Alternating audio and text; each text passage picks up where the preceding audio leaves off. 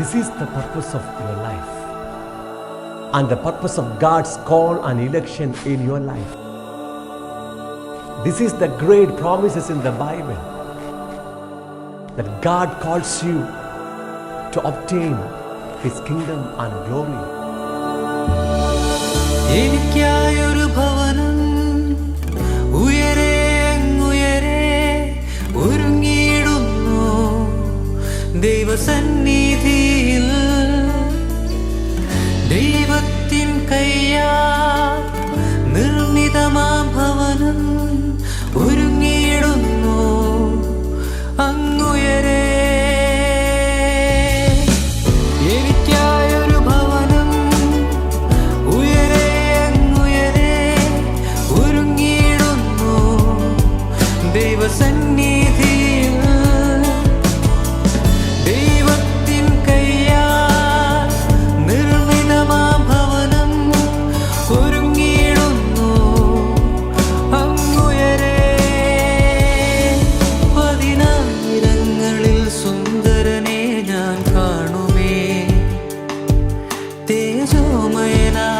പിതാവിനെ ഞാൻ കാണുമേ, പതിനായിരങ്ങളിൽ സുന്ദരനെ ഞാൻ കാണുമേ. തേജോമയനാമൻ പിതാവിനെ ഞാൻ കാണുമേ.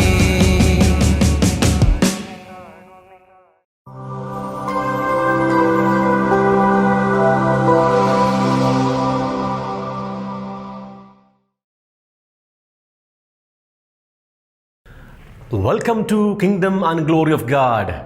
ദൈവ രാജ്യത്തിലേക്കും ദൈവ തേജസ്സിലേക്കും എൻ്റെ എല്ലാ മാന്യ പ്രേക്ഷകർക്കും ഹാർദവമായ സ്വാഗതം. ദൈവം നമ്മെ വിളിച്ചിരിക്കുന്നത് അവൻ്റെ രാജ്യവും തേജസ്സും പ്രാപിക്കാൻ വേണ്ടിയാണ്. വേദപുസ്തകത്തിലെ അടിസ്ഥാനപരമായ സത്യമിതാണ്. ദൈവത്തിൻ്റെ രാജ്യം എന്ന് പറഞ്ഞാൽ അവൻ്റെ ഭരണമെന്നർത്ഥം, ദ ഗവൺമെൻറ് ഓഫ് ഗാഡ്. ഒന്നാമതായി ദൈവത്തിൻ്റെ ഭരണം, അവൻ്റെ രാജ്യം ഒരു വ്യക്തിയിൽ ആരംഭിക്കുകയും പിന്നത്തേതിൽ അവൻ്റെ രാജ്യം ആക്ഷരികമായി ഈ ഭൂമിയിൽ വെളിപ്പെടുകയും ചെയ്യുന്നു. തുടർന്ന് ഈ വർത്തമാന ഭൂമിയെയും ആകാശത്തെയും നീക്കം ചെയ്തിട്ട് ഒരു പുതിയ ഭൂമിയും ആകാശവും സ്ഥാപിച്ച് ദൈവം ശില്പിയായി നിർമ്മിച്ചതും അടിസ്ഥാനങ്ങൾ ഉള്ളതുമായ ദൈവത്തിൻ്റെ വിശുദ്ധ നഗരമായി പുതിയ ജെറുസലേം സ്ഥാപിച്ച് ദൈവവും മനുഷ്യനും ഒരുമിച്ച് വാസം ആരംഭിക്കുമ്പോൾ നിത്യരാജ്യം ആരംഭിക്കുകയായി. ദൈവം നമ്മെ വിളിച്ചിരിക്കുന്നത് അവൻ്റെ തേജസ്സും പ്രാപിക്കാൻ വേണ്ടിയാണ്. ദൈവത്തിൻ്റെ തേജസ് എന്നാൽ അർത്ഥമെന്താണ്? ദർശനീയവും സ്പർശനീയവും ശ്രവണീയവുമായ ദൈവത്തിൻ്റെ സാന്നിധ്യത്തിനാണ് തേജസ് എന്ന് പറഞ്ഞിരിക്കുന്നത്. ദൈവ ജീവൻ്റെ സമ്പൂർണമായ പ്രകടീകരണമാണ് ദൈവ തേജസ്. അതായത് ദൈവത്തിൻ്റെ തേജസ് എന്ന് പറഞ്ഞാൽ ദൈവം തന്നെയാണ്. ദൈവം നമ്മെ വിളിച്ചിരിക്കുന്നത് അവൻ്റെ ജീവൻ്റെ പൂർണ്ണതയായ തേജസ് പ്രാപിച്ച്, അഥവാ അവനെ തന്നെ പ്രാപിച്ച് നിത്യരാജ്യത്തിൽ അവനോടുകൂടെ വാസം ചെയ്യാൻ വേണ്ടിയാണ്. കഴിഞ്ഞ 7 എപ്പിസോഡുകളിലായി വിശുദ്ധ വേദപുസ്തകത്തിലെ 4 അടിസ്ഥാന സത്യങ്ങളെക്കുറിച്ച് നാം പറഞ്ഞുകൊണ്ടിരിക്കുകയാണ്. അതിലൊന്നാമത്തേത് മനുഷ്യ സൃഷ്ടിയുടെ ദൈവിക ഉദ്ദേശ്യമാണ്. രണ്ടാമത്തേത് ആ ദൈവിക പദ്ധതിയിൽ നിന്നും വീണുപോയ മനുഷ്യനെ തൻ്റെ പുത്രനെ നൽകി വിളിച്ച് തെരഞ്ഞെടുത്തതിൻ്റെ ഉദ്ദേശ്യമാണ്. മൂന്നാമത്തേത് വേദപുസ്തകത്തിലെ വിലയേറിയതും അതിമഹത്വമായ വാഗ്ദത്തങ്ങളാണ്. നാലാമത്തേത് ഉൽപ്പത്തി പുസ്തകം തുടങ്ങി വെളിപാട് വരെയുള്ള 66 പുസ്തകങ്ങളിലൂടെ സ്വർഗത്തിലെ പിതാവാം ദൈവം ഓരോ കാലഘട്ടങ്ങളിലും ജീവിച്ചിരുന്ന തൻ്റെ ജനത്തോട് അരുളി ചെയ്ത ദൈവിക സന്ദേശങ്ങളാണ്. ഈ 4 കാര്യങ്ങളും എല്ലായ്പ്പോഴും ഏകദേശം ഒന്ന് തന്നെ ആയിരിക്കുമെന്ന് പ്രാരംഭ എപ്പിസോഡുകളിൽ ഞാൻ നിങ്ങളോട് പറഞ്ഞിട്ടുണ്ട്. ദൈവം നമ്മെ സൃഷ്ടിച്ചതിൻ്റെ പരമമായ ഉദ്ദേശ്യത്തിൽ ഒന്നാമത്തേത് അവന് ഒരു കുടുംബം വേണം. അതായത് അവൻ്റെ സ്വരൂപത്തിലും സാദൃശ്യപ്രകാരവുമുള്ള ഒരു കൂട്ടം പുത്രീപുത്രന്മാർ വേണം. എന്നാൽ ഒന്നാമത്തെ പുത്രനായ ആദാം ദൈവത്തിൻ്റെ നിയമം ലംഘിച്ച് അവനെതിരെ പാപം ചെയ്ത് ദൈവ കുടുംബത്തിൽ നിന്നും അന്യമാക്കപ്പെട്ടു. തുടർന്ന് ആദമിൻ്റെ ഒരു മകനായ ശേത്തിൻ്റെ തലമുറകളിലൂടെ ദൈവം തൻ്റെ കുടുംബ ബന്ധത്തെ മുന്നോട്ട് കൊണ്ടുപോയി അവർ ദൈവത്തിൻ്റെ പുത്രന്മാരെന്ന് ഉൽപ്പത്തി പുസ്തകം 6-ാം അധ്യായത്തിൽ രേഖപ്പെടുത്തിയിരിക്കുകയാണ്. എന്നാൽ നോഹയുടെ കാലം വന്നപ്പോൾ ദൈവത്തിൻ്റെ പുത്രന്മാരും ദൈവത്തെ അറിയാത്ത മനുഷ്യരുടെ കൂടെ ഇടപഴകുകയും പാപം ചെയ്യുകയും ദൈവ കുടുംബത്തിൽ നിന്ന് അന്യപ്പെടുകയും ചെയ്തു. ആ തലമുറയുടെ പാപം അതിൻ്റെ പൂർണ്ണതയിൽ എത്തിക്കഴിഞ്ഞപ്പോൾ ദൈവത്തിൻ്റെ നീതിക്ക് തക്കവണ്ണം ആ തലമുറയെ ന്യായം വിധിക്കുകയും നോഹയും കുടുംബത്തെയും ദൈവം രക്ഷിക്കുകയും ചെയ്തു. തുടർന്ന് നോഹയുടെ പുത്രന്മാരിലൂടെ ഈ ഭൂമിയിൽ മനുഷ്യൻ വർദ്ധിക്കാൻ തുടങ്ങി. അബ്രഹാമിനെ ദൈവം കണ്ടെത്തുകയും ആ അബ്രഹാമിലൂടെ തനിക്ക് ഈ ഭൂമിയിൽ ഒരു വലിയ കുടുംബത്തെ ദൈവം സൃഷ്ടിക്കുകയും ചെയ്തു. അവരുടെ പേര് ഇസ്രായേൽ മക്കൾ എന്നാണ്. എന്നാൽ ഇസ്രായേൽ മക്കളും ദൈവത്തിനെതിരെ പാപം ചെയ്ത് ദൈവ കുടുംബത്തിൽ നിന്നും അന്യമാക്കപ്പെട്ടു. ആദമിൻ്റെയോ ശേത്തിൻ്റെ തലമുറക്കാരുടെയോ ഇസ്രായേൽ മക്കളുടെയോ പാപമോ മത്സരമോ അനുസരണക്കേടോ ഭൂമിയിൽ ദൈവത്തിൻ്റെ കുടുംബം പുനഃസ്ഥാപിക്കുവാനുള്ള ദൈവത്തിൻ്റെ പദ്ധതിക്ക് നീക്കം വരുത്തിയില്ല. കാലസമ്പൂർണതയിൽ ദൈവം തൻ്റെ പുത്രനായ യേശുക്രിസ്തുവിനെ ഭൂമിയിലേക്ക് അയച്ച് മനുഷ്യവർഗത്തിൻ്റെ പാപങ്ങൾക്ക് പരിഹാരം വരുത്തി ഭൂമിയിൽ ദൈവത്തിൻ്റെ കുടുംബത്തെ പുനഃസ്ഥാപിച്ചു. യേശുക്രിസ്തു ഭൂമിയിൽ വന്നത് ദൈവത്തിൻ്റെ കുടുംബം ഈ ഭൂമിയിൽ പുനഃസ്ഥാപിക്കാൻ വേണ്ടിയാണ്. യേശുവിനെ കൈക്കൊണ്ട് അവൻ്റെ നാമത്തിൽ വിശ്വസിക്കുന്ന ഏവർക്കും ദൈവത്തിൻ്റെ മക്കളാകുവാൻ അവൻ അധികാരം കൊടുത്തിരിക്കുകയാണ്. എന്നാൽ അനേകരും ഈ ആത്മീയ സത്യം തിരിച്ചറിയുന്നില്ല. അവരിപ്പോഴും ദൈവത്തെ പിതാവെന്ന് തിരിച്ചറിയുന്നില്ല. തങ്ങൾ ദൈവത്തിൻ്റെ മക്കളാണെന്നും തിരിച്ചറിയുന്നില്ല. ദൈവം തൻ്റെ പരിശുദ്ധാത്മാവിനെ നമ്മുടെ ആത്മാവിൽ തന്നിട്ട് പരിശുദ്ധാത്മാവ് എല്ലാ നിമിഷവും നമ്മുടെ ആത്മാവിനെ പറഞ്ഞുറപ്പിക്കുന്നത് നാം ദൈവത്തിൻ്റെ മക്കൾ എന്നാണ്. തുടർന്ന് പരിശുദ്ധ ആത്മാവ് നമ്മുടെ ഹൃദയത്തിൽ വസിച്ചുകൊണ്ട് നമുക്ക് പകരമായി ദൈവത്തെ ആബാ പിതാവേ എന്ന് വിളിക്കുകയാണ്. ഈ പരിശുദ്ധാത്മാവിൻ്റെ പ്രാർത്ഥന നമ്മുടെ പ്രാർത്ഥനയായി ദൈവം അംഗീകരിക്കുകയാണ്. തുടർന്ന് എൻ്റെ ബുദ്ധിയും മനസ്സും ചിന്തകളും ഈ സത്യം ഗ്രഹിക്കാൻ ഇടയായിത്തീരുകയും പരിശുദ്ധാത്മാവിൻ്റെ സഹായത്തോടെ ഇപ്പോൾ ദൈവത്തെ ആബാ പിതാവേ എന്ന് വിളിക്കുവാൻ അവൻ എനിക്ക് കൃപ തരികയാണ്. ദൈവം നമ്മെ അവൻ്റെ മക്കളാക്കിയത് നമുക്കൊരു അവകാശം തരാൻ വേണ്ടിയാണ്. എന്താണ് നമുക്ക് ദൈവത്തിലുള്ള അവകാശം? നമുക്ക് ദൈവത്തിലുള്ള അവകാശം ദൈവത്തിൻ്റെ ജീവൻ്റെ പൂർണ്ണതയായ തേജസ്സാണ്, അഥവാ ദൈവം തന്നെയാണ്. ദൈവം നമ്മെ ഇപ്പോൾ ക്രിസ്തു മുഖാന്തരം വിളിച്ച് തെരഞ്ഞെടുത്തിരിക്കുന്നതും ഇതേ ലക്ഷ്യത്തിനു വേണ്ടിയാണ്. പക്ഷേ ദൈവത്തിന് യേശുക്രിസ്തുവിൻ്റെ സ്വരൂപത്തോട് അനുരൂപരായിത്തീരുന്ന തികവുള്ള സമ്പൂർണരായ ഒരു കൂട്ടം പുത്രീപുത്രന്മാരെ ആവശ്യമുണ്ടെന്ന് വചനം രേഖപ്പെടുത്തിയിരിക്കുകയാണ്. നമ്മുടെ പുത്രത്വ പദവി പൂർണ്ണമാകുന്നത് യേശുവിൻ്റെ രണ്ടാമത്തെ വരവെങ്കിലാണ്. അന്ന് ദൈവത്തിൻ്റെ തേജസ് പ്രാപിച്ച് നമ്മുടെ ശരീരം വീണ്ടെടുക്കപ്പെട്ട് ദൈവത്തിൻ്റെ ജീവൻ്റെ പൂർണ്ണതയാൽ നാം നിറയപ്പെട്ടു കഴിയുമ്പോൾ നമ്മുടെ പുത്രത്വ പദവി പൂർണ്ണമാകുകയാണ്. യേശുക്രിസ്തുവിൻ്റെ പുത്രത്വ പദവി പോലും ശക്തിയോടെ നിർണയിക്കപ്പെട്ടത് അവൻ്റെ പുനരുത്ഥാനത്തിന് ശേഷമാണെന്ന് റോമാലേഖനം 1-ാം അധ്യായത്തിൻ്റെ 5-ാം വാക്യത്തിലൂടെ നാം പഠിച്ചിട്ടുണ്ട്. ദൈവത്തെ പിതാവെന്നറിയുന്നതിൽ എന്തുകൊണ്ടാണ് അനേകരും പരാജയപ്പെടുന്നത്? അതിൻ്റെ ഒന്നാമത്തെ പോയിൻ്റ് ഞാൻ കഴിഞ്ഞ എപ്പിസോഡിൽ പറഞ്ഞിരുന്നു. അതായത് സ്വർഗീയ ദൈവം നമ്മുടെ പിതാവാണെന്നുള്ള വെളിപ്പാടിനാൽ ലഭ്യമായ ജ്ഞാനം നമ്മുടെ ഹൃദയത്തിനകത്ത് ഇല്ലാത്തതുകൊണ്ടാണ്. ദൈവം നമ്മുടെ പിതാവാണെന്നും നാം അവൻ്റെ പുത്രീപുത്രന്മാരാണെന്നും എല്ലാവർക്കും ബുദ്ധിപരമായിരിക്കുന്ന അറിവുണ്ട്. എന്നാൽ ആത്മീയ ജീവിതത്തിൽ ബുദ്ധിപരമായ അറിവ് നിങ്ങളെ ആത്മീയ കാര്യങ്ങളെ തിരിച്ചറിയുവാൻ സഹായിക്കത്തില്ല എന്ന് വചനം വ്യക്തമായി നമ്മെ പഠിപ്പിക്കുന്നുണ്ട്. തിരുവചനത്തിലെ ഏത് സത്യങ്ങളും പരിശുദ്ധാത്മാവിനാൽ അതിൻ്റെ മറ നീക്കി നമ്മുടെ ബുദ്ധിയെ പ്രകാശിപ്പിച്ച് നമ്മുടെ ബുദ്ധിയിലും ഹൃദയത്തിലും അത് വെളിപ്പാടായി നിറച്ചെങ്കിൽ മാത്രമേ നമുക്കത് ഗ്രഹിക്കുവാൻ കഴിയുകയുള്ളൂ, അത് പ്രാപിക്കാൻ കഴിയുകയുള്ളൂ, അത് അനുഭവിക്കാനായിട്ട് കഴിയുകയുള്ളൂ. എങ്ങനെ വചനത്തിൻ്റെ വെളിപ്പാട് നമുക്ക് പ്രാപിക്കാം? ഞാൻ പറഞ്ഞല്ലോ, വെളിപ്പാടെന്ന് പറഞ്ഞാൽ, വെളിപ്പാടിനാൽ ലഭിക്കുന്ന ജ്ഞാനമെന്ന് പറഞ്ഞാൽ ദൈവികമായ മാധ്യമങ്ങളിലൂടെ ദൈവത്തിൻ്റെ മറഞ്ഞിരിക്കുന്ന സത്യങ്ങൾ നമ്മുടെ ബുദ്ധിയിൽ പ്രകാശിപ്പിച്ച് ഹൃദയത്തിൽ വെളിപ്പെടുത്തുന്നതാണ്. ആ ദൈവത്താൽ മാത്രം നടക്കുന്നതാണ്.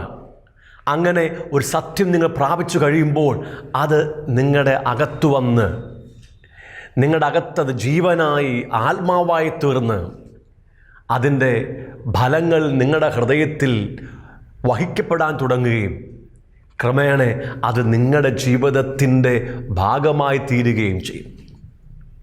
എങ്ങനെയാണ് ദൈവവചനത്തിൻ്റെ വെളിപ്പാട് സ്വീകരിച്ച സ്വർഗത്തിലെ ദൈവത്തെ നമ്മുടെ പിതാവായി തിരിച്ചറിയുന്നത്?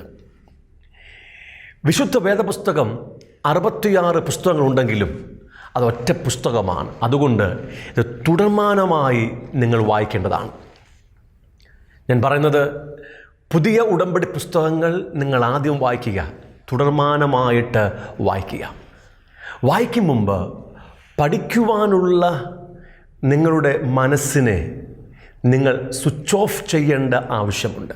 കാരണം ഈ പുസ്തകം എഴുതിയിരിക്കുന്നത് സ്കൂളിലെ ടെക്സ്റ്റ് ബുക്കുകൾ പഠിക്കുന്ന പോലെ, കെമിസ്ട്രിയും ഫിസിക്സും മാത്തമാറ്റിക്സും പഠിക്കുന്ന പോലെ പഠിക്കുവാൻ വേണ്ടിയല്ല, പിന്നെയോ ദൈവത്തിൽ നിന്നും പ്രാപിക്കാൻ വേണ്ടിയാണ്. ഇത് ദൈവത്തിൻ്റെ ഹൃദയ രഹസ്യമാണ്. അവങ്കിൽ നിന്നും വെളിപ്പാടായി പ്രാപിക്കാൻ വേണ്ടിയാണ് എഴുതപ്പെട്ടിരിക്കുന്നത്. അതുകൊണ്ട് ബുദ്ധിപരമായുള്ള പഠനത്തിലൂടെ ഈ കാര്യങ്ങളൊക്കെ പഠിക്കാമെങ്കിലും നിങ്ങളുടെ ജീവിതത്തിൽ അതൊരിക്കലും പ്രയോജനകരമായി തീരത്തില്ല. അവിടെ വായിക്കാൻ തുടങ്ങുമ്പോൾ നിങ്ങളുടെ പഴയ അറിവുകൾ മാറ്റിവെക്കുകയും നിങ്ങളുടെ പഠിക്കുവാനുള്ള മനസ്സിനെ സ്വിച്ച് ഓഫ് ചെയ്യുകയും ചെയ്യേണ്ട ആവശ്യമുണ്ട്. തുടർന്ന് മത്തായി തുടങ്ങി നിങ്ങൾ വായിക്കാൻ തുടങ്ങുക. നിങ്ങളുടെ മനസ്സ് ഓരോ വചനത്തിൻ്റെ മേലും ഊന്നി ശ്രദ്ധ കൊടുത്ത് നിങ്ങൾ വായിക്കുക, പഠിക്കാനായിട്ട് ശ്രമിക്കരുത്. ഇപ്പോൾ നിങ്ങൾ മത്തായി എഴുതിയ സുവിശേഷം 1-ാം അധ്യായം വായിക്കുകയാണ്. 1-ാം അധ്യായം യേശുക്രിസ്തുവിൻ്റെ വംശാവലിയും ജനനത്തിൻ്റെ ആരംഭ ഭാഗങ്ങളും രേഖപ്പെടുത്തിയിരിക്കുകയാണ്. 2-ാം അധ്യായത്തിൽ യേശുക്രിസ്തുവിൻ്റെ ജനനത്തെക്കുറിച്ച് സവിസ്തരമായി പ്രഖ്യാപിച്ചിരിക്കുകയാണ്. ആ 2 അധ്യായങ്ങൾ വായിച്ചു കഴിഞ്ഞു. അവിടെ പറഞ്ഞിരിക്കുന്ന എല്ലാ കാര്യങ്ങളും നിങ്ങൾക്ക് മനസ്സിലായെങ്കിലും ഒന്നും ഹൃദയത്തിലേക്ക് പ്രവേശിച്ചില്ല. ഇപ്പോൾ നിങ്ങൾ 3-ാം അധ്യായം വായിച്ചു കഴിഞ്ഞു. 3-ാം അധ്യായത്തിൽ യോഹന്നാൻ സ്നാപകൻ്റെ ശുശ്രൂഷയെക്കുറിച്ച് രേഖപ്പെടുത്തിയിരിക്കുകയാണ്. എല്ലാ കാര്യങ്ങളും മനസ്സിലായെങ്കിലും ഒന്നും ഹൃദയത്തിനകത്തേക്ക് പ്രവേശിച്ചില്ല. 4-ാം അധ്യായം വായിക്കുകയാണ്. യേശുക്രിസ്തുവിൻ്റെ ശുശ്രൂഷയുടെ ആരംഭത്തെക്കുറിച്ച് രേഖപ്പെടുത്തിയിരിക്കുന്നു. 4-ാം അധ്യായത്തിലെ എല്ലാ കാര്യങ്ങളും നിങ്ങൾ മനസ്സിലാക്കി, പക്ഷേ യാതൊന്നും ഹൃദയത്തിലേക്ക് കടന്നു വന്നിട്ടില്ല. ഇപ്പോൾ 5-ാം അധ്യായം വായിക്കുകയാണ്. 5-ാം അധ്യായം ഗിരിപ്രഭാഷണമാണ്. ദൈവരാജ്യത്തിൻ്റെ ശ്രേഷ്ഠമേറിയ മൂല്യങ്ങളും തത്വങ്ങളും സംഹിതകളും യേശുക്രിസ്തു പഠിപ്പിക്കുകയാണ്. എല്ലാ കാര്യങ്ങളും നിങ്ങൾക്ക് മനസ്സിലായി, പക്ഷേ യാതൊന്നും ഹൃദയത്തിലേക്ക് പ്രവേശിച്ചില്ല. ഇപ്പോൾ 6-ാം അധ്യായം നിങ്ങൾ വായിക്കുകയാണ്. 6-ാം അധ്യായത്തിൻ്റെ ഏകദേശം 7-ാം വാക്യമെത്തി. പ്രാർത്ഥിക്കയിൽ നിങ്ങൾ ജാതികളെപ്പോലെ ജൽപ്പനം ചെയ്യരുത്. അതിഭാഷണത്താൽ ഉത്തരം കിട്ടും എന്നല്ലോ അവർക്ക് തോന്നുന്നത്. 8-ാം വാക്യം, അവരോട് തുല്യരാകരുത്. നിങ്ങൾക്കാവശ്യമുള്ളത് ഇന്നതെന്ന് നിങ്ങൾ ചോദിക്കും മുമ്പേ നിങ്ങളുടെ പിതാവ് അറിയുന്നുവല്ലോ. ഈ വാക്യത്തിൽ എത്തിക്കഴിഞ്ഞപ്പോൾ നിങ്ങളുടെ ഹൃദയത്തിൽ എന്തോ ചലിക്കുന്നതായി നിങ്ങൾ അനുഭവിക്കാൻ തുടങ്ങി. ആ വചനം നിങ്ങളുടെ ഹൃദയത്തിൽ മുട്ടുന്നതായി, സ്പർശിക്കുന്നതായി നിങ്ങൾ അനുഭവിക്കാൻ തുടങ്ങി. കഴിഞ്ഞ 5 അധ്യായങ്ങൾ വായിച്ചപ്പോഴും എല്ലാ കാര്യങ്ങളും ബുദ്ധിയിൽ ഗ്രഹിച്ചെങ്കിലും ഹൃദയത്തിൽ ഇത്തരം ഒരനുഭവമുണ്ടായില്ല. പക്ഷേ ഈ വാക്യം വായിക്കുമ്പോൾ നിങ്ങൾക്കാവശ്യമുള്ളത് ഇന്നതെന്ന് നിങ്ങൾ ചോദിക്കും മുമ്പേ നിങ്ങളുടെ പിതാവ് അറിയുന്നുവല്ലോ. ഈ വാക്യം വായിച്ചുകൊണ്ടിരിക്കുമ്പോൾ നിങ്ങളുടെ ഹൃദയത്തിൽ എന്തോ ചലിക്കാൻ തുടങ്ങി. ആ വാക്യം നിങ്ങളുടെ ഹൃദയത്തിൽ സ്പർശിക്കാൻ തുടങ്ങി. നിങ്ങൾ വേഗത്തിൽ ഒരു പേന എടുത്ത് ആ വാക്യത്തിന് ഒരു അണ്ടർലൈൻ ചെയ്തു. കർത്താവേ നന്ദി, സ്തോത്രമെന്ന് പറഞ്ഞ് നിങ്ങൾ മുന്നോട്ട് വായിക്കാൻ തുടങ്ങി. സത്യത്തിൽ ഇവിടെ എന്താണ് സംഭവിക്കുന്നത്? സ്വർഗത്തിലെ പരിശുദ്ധാത്മാവ് നിങ്ങളുടെ ഹൃദയത്തിൽ ഇടപെടുകയാണ്. ആ വാക്യത്തിൻ്റെ മറ നീക്കി അതിൻ്റെ ആത്മീയ സത്യങ്ങൾ, വെളിപ്പാടുകൾ നിങ്ങളുടെ ഹൃദയത്തിനകത്ത് പകരുവാൻ ശ്രമിക്കുകയാണ്. പക്ഷെ നാം ചെയ്യുന്ന ഏറ്റവും വലിയ അപരാധം വരയിട്ട് അണ്ടർലൈൻ ചെയ്ത് നന്ദി പറഞ്ഞ് സ്തോത്രം പറഞ്ഞ് thank you holy spirit, see you later പറഞ്ഞിട്ട് മുന്നോട്ട് വായിക്കുകയാണ്. ഈ ഒരു അനുഭവം ഉണ്ടായിക്കഴിഞ്ഞാൽ നിങ്ങളുടെ വായന നിർത്തണം, ഇനി മുന്നോട്ട് വായിക്കരുത്. പരിശുദ്ധാത്മാവ് ഇപ്പോൾ നിങ്ങളുടെ ബുദ്ധിയെ പ്രകാശിപ്പിക്കുകയാണ്.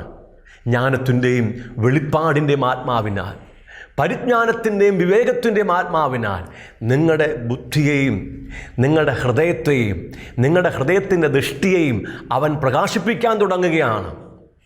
നിങ്ങളുടെ ഹൃദയം ഇപ്പോൾ ദൈവത്തിൻ്റെ വചനം സ്വീകരിപ്പാൻ പാകമായി തീർന്നു. തുടർന്ന് നിങ്ങൾ അതേ വാക്യം വായിക്കുകയും വീണ്ടും വീണ്ടും വായിക്കുകയും ചിന്തിക്കുകയും ധ്യാനിക്കുകയും ചെയ്യാൻ തുടങ്ങുമ്പോൾ പരിശുദ്ധാത്മാവ് ആ വചനത്തിൻ്റെ മർമ്മങ്ങൾ, സത്യങ്ങൾ, വെളിപ്പാടുകൾ നിങ്ങളുടെ ഹൃദയത്തിലേക്ക് പകരാൻ തുടങ്ങുകയാണ്. അല്പം കഴിയുമ്പോൾ ആ പ്രത്യേക വചനം വേദപുസ്തകത്തിൻ്റെ പേജുകളെ വിട്ട് നിങ്ങളുടെ ഹൃദയത്തിനകത്ത് താമസിക്കാൻ വരികയാണ്. ഇനി ആ വചനം നിങ്ങൾക്ക് വേദപുസ്തകത്തിൻ്റെ താളുകളിലല്ല, പിന്നെയോ വേദപുസ്തകത്തിൻ്റെ താളുകളെ വിട്ട് അത് നിങ്ങളുടെ ഹൃദയത്തിനകത്ത് താമസിക്കാൻ വന്നു. പരിശുദ്ധാത്മാവ് ആ വചനത്തിലെ ജീവനെയും ആത്മാവിനെയും നിങ്ങളിലേക്ക് പകർന്നു. നിങ്ങളുടെ ഹൃദയം ദൈവജീവനാൽ, ദൈവത്തിൻ്റെ ആത്മാവിനാൽ നിറഞ്ഞ് ഒഴുകുവാൻ തുടങ്ങുകയാണ്. മിക്കപ്പോഴും ഈ സന്ദർഭങ്ങളിൽ നമ്മുടെ ഹൃദയത്തിന് വഹിക്കാൻ കഴിയാത്ത ആത്മാവിൻ്റെയും ജീവൻ്റെയും അനുഭവമാണ് നമുക്ക് അവൻ തരുന്നത്. അതായത് പരിശുദ്ധാത്മാവ് നിങ്ങളുടെ ഹൃദയത്തിൽ ഇടപെടും വരെ, ഒരു വചനം നിങ്ങളുടെ ഹൃദയത്തിൽ സ്പർശിക്കും വരെ നിങ്ങൾ വായിച്ചാൽ ദൈവത്തിൻ്റെ വചനത്തിൻ്റെ വെളിപ്പാട് നിങ്ങളുടെ അകത്ത് വരികയായി. നിങ്ങൾക്ക് മനസ്സിലായി, സ്വർഗത്തിലെ ദൈവം നിങ്ങളുടെ പിതാവാണ്. നിങ്ങൾ ചോദിക്കും മുമ്പേ നിങ്ങളുടെ എല്ലാ ആവശ്യങ്ങളും അവൻ അറിയുന്നു, അവൻ നിവർത്തിക്കുന്നു എന്നുള്ള പ്രകാശനം അകത്ത് വന്നു കഴിഞ്ഞാൽ നിങ്ങൾക്ക് പിന്നെ ഒന്നിനെക്കുറിച്ചും ഭാരപ്പെടാൻ കഴിയത്തില്ല. സ്വർഗത്തിലെ ദൈവം നിങ്ങളുടെ അപ്പനാണെന്നുള്ള വെളിപ്പാട് നിങ്ങളെ ഭൂമിയിൽ ഏറ്റവും ശ്രേഷ്ഠകരമായി ജീവിക്കുവാനുള്ള ദൈവകൃപയിലേക്ക് നടത്തുകയാണ്. സ്വർഗത്തിലെ ദൈവത്തെ പിതാവായി തിരിച്ചറിയുന്നതിൽ പരാജയപ്പെടുവാനുള്ള അടുത്ത ഒരു പ്രധാന കാരണം നാം ഇപ്പോഴും ക്രിസ്തുവിൽ ശിശുക്കളായി തുടരുകയാണ്. നാം വീണ്ടും ജനിച്ച് ദൈവകുടുംബത്തിൽ ജനിച്ചെങ്കിലും ഇപ്പോഴും ശിശുപ്രായത്തിൽ തുടരുകയാണ്. ക്രിസ്തുവിൻ്റെ പരിജ്ഞാനത്തിൻ്റെ പൂർത്തിയിലേക്കോ ക്രിസ്തുവിൻ്റെ സമ്പൂർണ്ണതയായ പ്രായത്തിൻ്റെ അളവിലേക്കോ തികഞ്ഞ പുരുഷത്വത്തിലേക്കോ വളരാത്തതുകൊണ്ട് സ്വർഗത്തിലെ നമ്മുടെ അപ്പനെ തിരിച്ചറിയുന്നതിൽ നമുക്ക് പരാജയം സംഭവിച്ചിരിക്കുകയാണ്. കൊരിന്ത്യർക്ക് എഴുതിയ 1-ാമത്തെ ലേഖനം 3-ാം അധ്യായം പറഞ്ഞിരിക്കുന്നത്, എന്നാൽ സഹോദരന്മാരെ, നിങ്ങളോട് എനിക്ക് ആത്മികരോട് എന്ന പോലെ അല്ല, ജഡികന്മാരോട് എന്ന പോലെ, ക്രിസ്തുവിൽ ശിശുക്കളായവരോട് എന്ന പോലെ അത്രേ സംസാരിപ്പാൻ കഴിഞ്ഞുള്ളൂ. നിങ്ങളിപ്പോഴും ക്രിസ്തുവിൽ ശിശുക്കളാണ്. ക്രിസ്തുവിൽ ശിശുക്കളായ എല്ലാവരും ജഡികന്മാരാണ്, അവർ ആത്മീകന്മാരല്ലെന്ന് വചനം വ്യക്തമാക്കുകയാണ്. 2-ാം വാക്യം പറഞ്ഞിരിക്കുന്നത്, ഭക്ഷണമല്ല പാലത്രേ ഞാൻ നിങ്ങൾക്ക് തന്നത്, ഭക്ഷിപ്പാൻ നിങ്ങൾക്ക് കഴിവില്ലായിരുന്നു, ഇപ്പോഴും കഴിവായിട്ടില്ല. ശ്രദ്ധിക്കണം, യേശുവിനെ സ്വീകരിച്ച ഓരോ വ്യക്തികളും ക്രമമായി ക്രിസ്തുവിൻ്റെ പരിജ്ഞാനത്തിൽ വളർന്ന് അവൻ്റെ തലയോളം എത്തി ദൈവത്തിൻ്റെ തികഞ്ഞ പുത്രീപുത്രന്മാരായി തീരേണ്ട ആവശ്യമുണ്ട്. അതിന് നമുക്ക് ശരിയായ രീതിയിൽ ദൈവത്തിൻ്റെ വചനം വേണം. പക്ഷേ ഇപ്പോഴും അവർ പാലാണ് കുടിക്കുന്നത്. കട്ടിയേറിയ ആഹാരം ഭക്ഷിക്കുവാൻ അവർക്ക് പ്രാപ്തിയില്ല.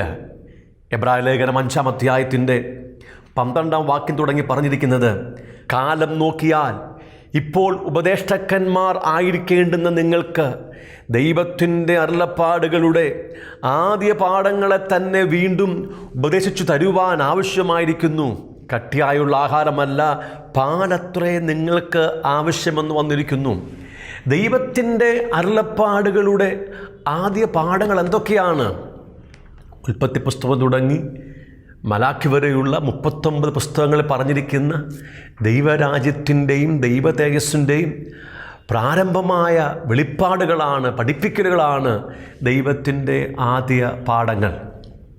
അവിടെ പറഞ്ഞിരിക്കുന്ന കഥകളും ചരിത്രങ്ങളും സംഭവങ്ങളും അത്ഭുതങ്ങളും അടയാളങ്ങളും ഒന്നും ദൈവത്തിൻ്റെ അരുളപ്പാടുകളുടെ ദൈവിക സന്ദേശത്തിൻ്റെ ആദ്യ പാഠങ്ങളല്ല എന്നറിഞ്ഞിരിക്കണം. ഈ ജനം ക്രിസ്തുവിൽ വളരാത്തതുകൊണ്ട് ദൈവത്തിൻ്റെ അരുളപ്പാടുകളുടെ സമ്പൂർണ്ണ പാഠങ്ങൾ, ദൈവരാജ്യത്തിൻ്റെയും നിത്യ തേജസ്സിൻ്റെയും സമ്പൂർണ്ണമായ വെളിപ്പാടുകൾ കൊടുക്കുവാൻ കഴിയുന്നില്ലെന്ന് അവിടെ പറഞ്ഞിരിക്കുക. എന്താ കാരണം? അവരിപ്പോഴും ശിശുവാണ്. അവരുടെ ഇന്ദ്രിയങ്ങൾക്ക് അഭ്യസനം വന്നിട്ടില്ല. അതായത് നാം ഏത് കാര്യങ്ങളും നമ്മുടെ ഹൃദയത്തിലേക്ക് സ്വീകരിക്കുന്നത് നമ്മുടെ പഞ്ച ഇന്ദ്രിയങ്ങളിലൂടെയാണ്. എന്നാൽ നമ്മുടെ പഞ്ച ഇന്ദ്രിയങ്ങൾ ഇന്നും ദൈവത്തിൻ്റെ വചനപ്രകാരം അഭ്യസിപ്പിക്കപ്പെടുകയും ശുദ്ധീകരിക്കപ്പെടുകയും ചെയ്യാത്തതുകൊണ്ട് നാം ഇന്നും കേവലം ശിശുപ്രായത്തിലാണ്. ദൈവത്തിൻ്റെ അരുളപ്പാടുകളുടെ സമ്പൂർണ്ണമായ പാഠങ്ങൾ സ്വീകരിപ്പാൻ നമ്മുടെ ഇന്ദ്രിയങ്ങൾക്ക് കഴിവില്ല, പ്രാപ്തിയില്ല. ഇന്ദ്രിയങ്ങൾക്ക് അഭ്യസനം വരണമെങ്കിൽ, നാം തികഞ്ഞ പുരുഷത്വത്തിലേക്ക് വരണമെങ്കിൽ നമുക്ക് നിശ്ചയമായും കട്ടിയേറിയ ആഹാരത്തിൻ്റെ ആവശ്യമുണ്ട്. എന്താ കട്ടിയേറിയ ആഹാരം? ദൈവത്തിൻ്റെ രാജ്യത്തിൻ്റെയും തേജസ്സിൻ്റെയും സമ്പൂർണ്ണമായിരിക്കുന്ന വെളിപ്പാടുകളാണ്. അത് പ്രാപിച്ചു കഴിയുമ്പോൾ, അത് സ്വീകരിക്കുന്നതിലൂടെ ക്രമേണ നമ്മുടെ ഇന്ദ്രിയങ്ങൾക്ക് അഭ്യസനം പ്രാപിച്ച് നാം ശിശുപ്രായത്തിൽ നിന്ന് തികഞ്ഞ പുരുഷത്വത്തിലേക്ക് വളരും. നാം ക്രിസ്തുവിൻ്റെ സമ്പൂർണതയായ പ്രായത്തിൻ്റെ അളവ് പ്രാപിക്കുന്ന, ക്രിസ്തുവിൻ്റെ തലയോളം വളരുന്ന, ക്രിസ്തുവിൻ്റെ തികഞ്ഞ പുരുഷത്വത്തിലേക്ക് എത്തിച്ചേരുകയും സ്വർഗത്തിലെ ദൈവം നമ്മുടെ പിതാവാണെന്നുള്ള യഥാർത്ഥമായ വെളിപ്പാടിൽ നാം ജീവിക്കാൻ തുടങ്ങുകയും ചെയ്യും. ആ ഒരു അനുഭവത്തിൽ എത്തിക്കഴിയുമ്പോൾ സ്വർഗീയ പിതാവിനെ നിങ്ങൾ ദൈനംദിന ജീവിതത്തിൽ അനുഭവിക്കാൻ തുടങ്ങുകയാണ്. അവരുടെ നന്മകളും കരുണകളും കൃപകളും അനുഗ്രഹങ്ങളും എല്ലാം സ്വാഭാവികമായി നിങ്ങളുടെ ജീവിതത്തിൽ വെളിപ്പെടാൻ തുടങ്ങുകയാണ്. കിങ്ഡം ആൻഡ് ഗ്ലോറി മിനിസ്ട്രീസിൻ്റെ ആഫ്രിക്കൻ മിഷനിലേക്ക് എൻ്റെ എല്ലാ മാന്യപ്രേക്ഷകർക്കും ഹാർദവമായ സ്വാഗതം. ആഫ്രിക്കയുടെ മിക്ക രാജ്യങ്ങളിലും തുടരുന്ന ആഭ്യന്തര യുദ്ധങ്ങളിൽ നിന്നും അഭയാർത്ഥികളായി യുഗാണ്ടയിൽ ജീവിക്കുന്ന 40 ലക്ഷത്തിലധികം വരുന്ന ജനങ്ങളുടെ മധ്യത്തിലാണ് നമ്മുടെ പ്രവർത്തനങ്ങൾ ഇപ്പോൾ നടന്നുകൊണ്ടിരിക്കുന്നത്. യുദ്ധത്തിൻ്റെയും ബലാത്സംഗത്തിൻ്റെയും കടുത്ത ഭീതിയിലും ആകുലതയിലും കഴിയുന്ന ഒരു കൂട്ടം ജനം, ഒരു പ്ലാസ്റ്റിക് ഷീറ്റിൻ്റെ മറയിലും മൺകൂടാരങ്ങളിലും ശിഷ്ടായുസ് മുഴുവൻ അന്തി ഉറങ്ങുവാൻ വിധിക്കപ്പെട്ടവർ.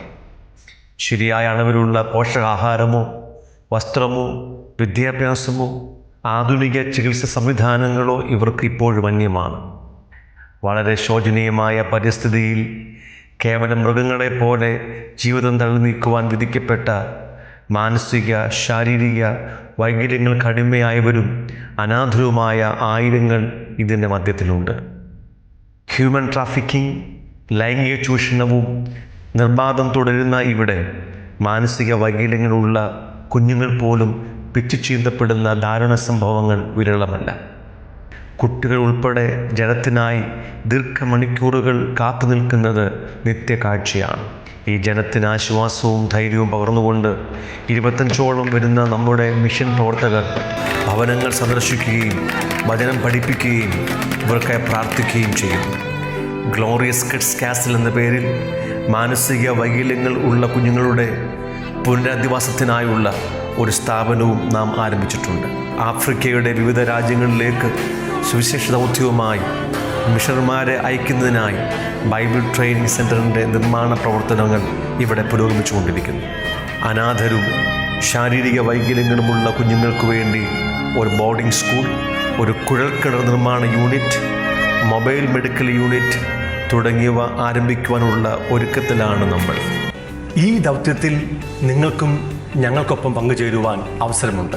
അനാഥരും വൈകല്യങ്ങൾക്ക് അടിമകളുമായ ഒന്നോ അതിലധികമോ കുഞ്ഞുങ്ങളെ നിങ്ങൾക്ക് സ്പോൺസർ ചെയ്യുവാൻ കഴിയും. ബോർവെൽ നിർമ്മാണ യൂണിറ്റിലും മൊബൈൽ മെഡിക്കൽ യൂണിറ്റിലും നിങ്ങൾക്ക് പങ്കാളിത്തം വഹിക്കുകയോ സ്പോൺസർ ചെയ്യുകയോ ചെയ്യാം.